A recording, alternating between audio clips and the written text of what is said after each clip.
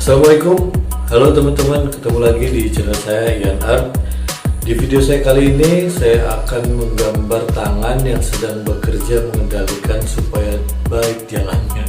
Bukan, saya akan menggambar tangan yang sedang membuat gerabah atau tembikar. Bisa dibilang seperti itu, yaitu tanah liat yang kemudian dikeraskan menjadi keramik, bisa membentuk apa saja. Biasanya peralatan-peralatan dapur, saya juga nggak tahu apa macam-macamnya apa aja.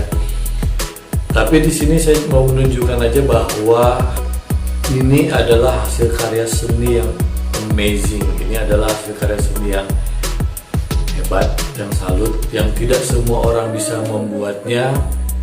Dan saya sangat mengapresiasi orang-orang yang bekerja membuat hasil karya seni seperti ini. Bentuk apresiasi saya yaitu dengan cara menggambar tangan yang sedang membuat gerabah ini. Walaupun mungkin setiap orang bisa mengartikan lain atau mempunyai makna-makna tertentu yang berbeda dengan apa yang saya maksud. Gak apa-apa, terserah, itu tergantung sama yang melihat hasil karya saya ini. Oke, untuk lebih jelasnya mengenai proses gambar sampai hasil gambarnya kayak gimana, teman-teman bisa simak videonya dari awal sampai akhir. Dan mending kita cek aja langsung. Check it out my friend.